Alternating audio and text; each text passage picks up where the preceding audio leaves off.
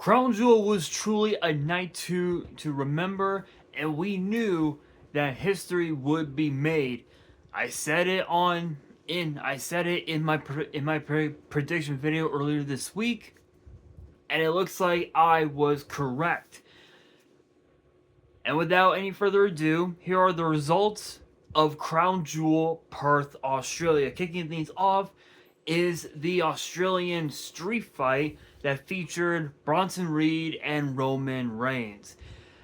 We knew Bronson Reed had, let's just be real, right? Like, we knew that Bronson Reed had a trick up his sleeve, which was in the form of Braun Breaker. The Usos came in, had gotten involved as well. But for the most part, Roman Reigns literally dominated the entire match for the first half of the match, and then after that, it was pretty much all downhill from there. And in the final moments of the match, Jay accidentally hits Roman with the spear, allowing Bronson Reed to hit Roman with a tsunami to walk away with what could arguably be one of the biggest victories in Bronson Reed's career, because other than Cody Rhodes, Bronson Reed is now the only person to have ever pinned Roman Reigns in a one-on-one match in 6 years. Think in almost 6 years. Think about that, guys. Excuse me. Think about that. Almost 6 years. And within that timeline, only 2 men have ever pinned Roman Reigns. Cody was the first at last year's WrestleMania. Now Bronson Reed. Huge victory for Bronson Reed in his homeland in Australia. Now the question becomes, where does Roman Reigns go from here? Only time will tell. But that brings us to the second match on the card, which was the Women's Crown Jewel Championship that featured the Women's World Champion Stephanie Vaquer and the WWE Women's Champion Tiffany Stratton. If I'm being honest, I feel like Tiffany's matches ever since WrestleMania have gotten a lot more sloppier, I guess. And I think that's the whole reason why she lost tonight at Crown Jewel. Because Tiffany Stratton, don't get me wrong, has been a very dominant WWE Women's Champion. The problem is that she's been in the ring with practically the same women over and over again, defending the title against Nia Jax like five times, against Bayley a few times, Naomi a few times. She's defended the title against multiple people multiple times, and I think this was a sign that her reign as the women's champion is definitely going to be coming to an end at some point, but no one knows exactly when. However, I will say that we did get to see Stephanie Vaquer do a little Eddie Guerrero shimmy, a little tribute to the Hall of Famer, the late great Eddie Guerrero, utilizing the Devil's Kiss, which allowed Stephanie Vaquer to hit Tiffany Stratton with the spiral tap to win the Women's Crown Jewel title. Huge congrats to Stephanie Vaquer. It's a bright future there is a bright future ahead for La Primera. Yes, there is. Speaking of future, oh my god. Next up is an instant classic. John Cena, AJ Styles.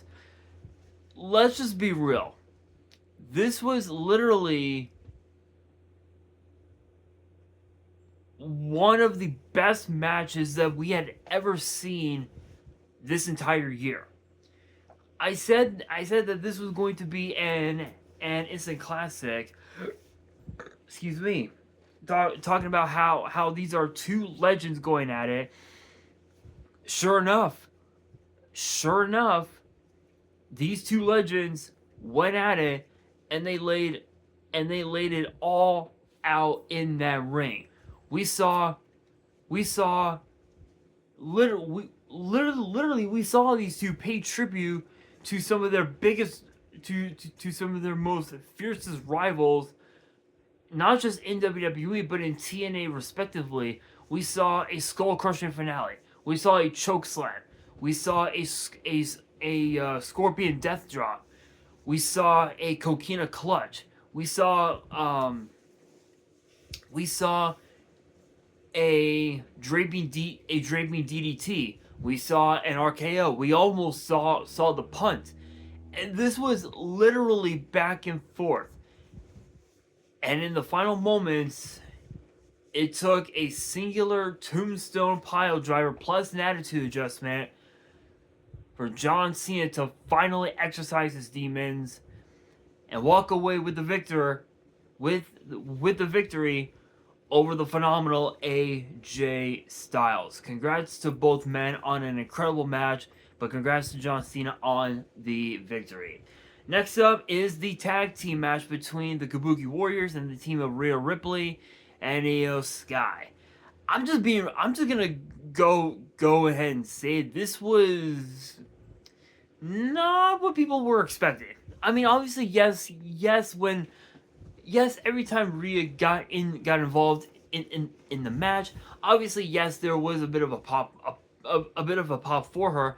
But the problem is that because that this storyline, this rivalry had gone on for far too long, it seems as if the match was a bit lackluster, but it was still really good.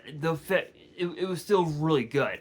The fact that Io Sky was able to, or rather, the fact that Rhea Ripley was able to trust Io Sky was just absolutely incredible.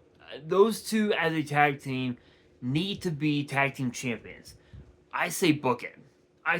But in the final moments, Rhea Ripley hit Kairi Sane with the Riptide, allowing Io Sky to hit Kairi with the over the moonsault to pick up the victory.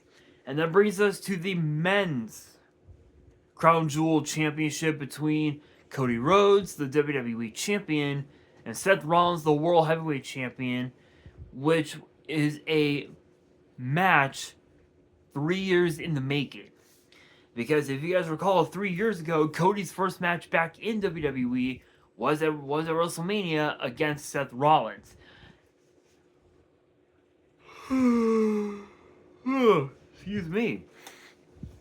Excuse me. But again, much like the match between Cena and Styles, this one was another instant classic. Obviously, the fans got into the head of Seth Rollins.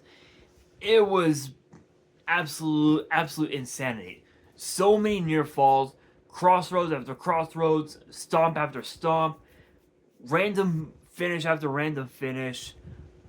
But in the final moments, Seth Rollins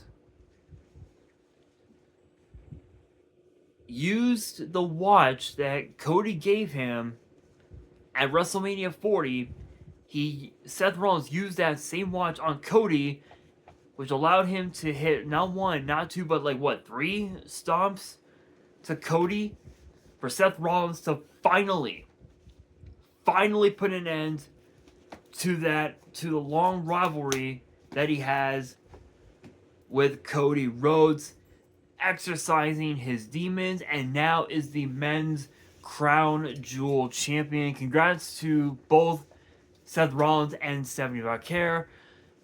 Now that Crown Jewel is in the record books, what does Survivor Series War Games look like? We will have to wait and see.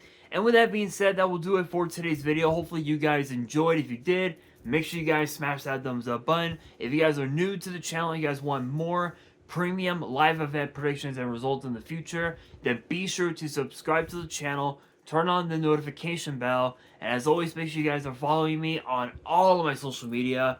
All of my ads will be in the description below, as will the info to my fan mail. It will also be in the description as well.